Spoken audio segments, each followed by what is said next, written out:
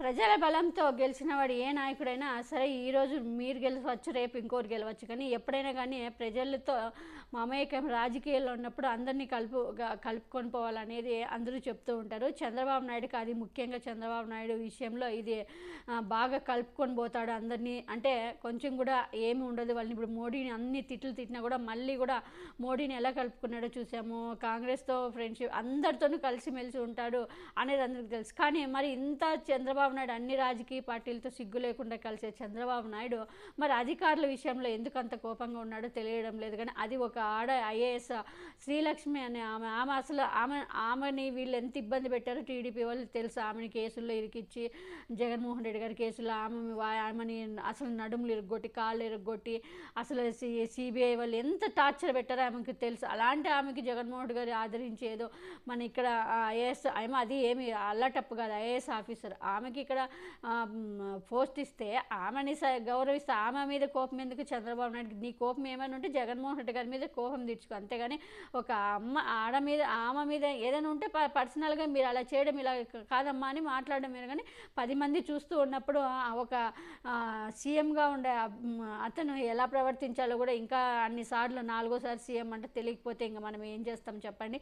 అలాంటి మూర్ఖుల్ని ఎన్నుకున్నారు ప్రజలు కూడా. మరి ఏం చేస్తాం, ఈ 5 ఏళ్ళు భరించక తప్పదు. ఆయన ఎంత నీచంగా ప్రవర్తించాడంటే బుకే ఇస్తే బుకే కూడా పక్కకి అవసరం లేదు నీ బుకే అన్నట్టు ఆమె చూడండి. ఆమె శ్రీలక్ష్మి గారు ఐఏఎస్ ఆఫీసర్ బుకే ఇచ్చకపోతే ఆమె చూడండి తీసుకోలేదు. మిగతా వాళ్ళందరివి తీసుకుంటున్నాడు.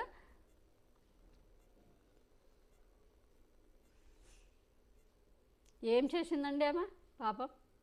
ఆమె నవ్వుతూనే అంత ఐఏఎస్ ఆఫీసరు ఏం చదివేంటి, ఆమె చదివేంటి?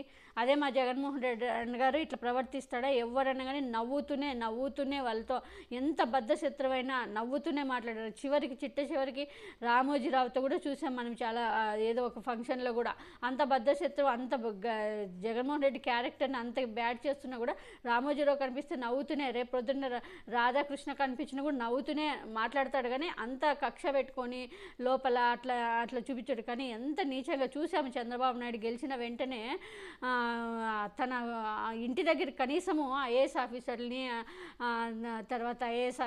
ఐపీఎస్ ఆఫీసర్లు ఎవరిని కూడా రానిలేదనమాట. వాళ్ళందరినీ అయితే అసలు ఇంకా వాళ్ళ ముఖాలు కూడా చూడుకోకుండా పంపించేశాడు. మాకు మొక్కడం చూడడం ఇష్టం లేదు, మీరు వెళ్ళిపోండి, లీవుల మీద వెళ్ళిపోండి, అది ఇది అని. ఎంత అంటే వాళ్ళ చదువుకి వాళ్ళు ఒకవేళ తప్పులు చేసింటే మీరు ఇప్పుడు సీఎంగా మీరు బాధ్యతలు తీసుకున్న తర్వాత వాళ్ళకి మీరు క్లాస్ పీకండి. మీకు అలవాటే కదా క్లాస్ పీకడం, గంటలు రోజులు తరబడి.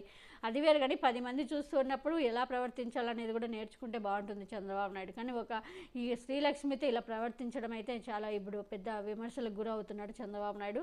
ఈ పద్ధతి మార్చుకుంటే బాగుంటుంది. నేను మారినాను అంటే ఏది 4.0 అని ఏదో తిరుమలలో చెప్పాడు.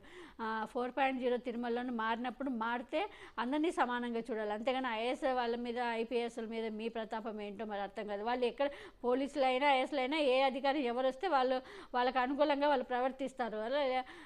ఇప్పుడు మీరు వచ్చిన తర్వాత మీకు అనుకూలంగా వాళ్ళు ప్రవర్తిస్తారు. రేపొద్దున వేరే వాళ్ళు జగన్మోహన్ రెడ్డి గారు వచ్చినట్టు జగన్మోహన్ రెడ్డికి అనుకూలంగా వాళ్ళ ఏం చేస్తారు? వాళ్ళు అలా అయిపోయినాయి వ్యవస్థలు.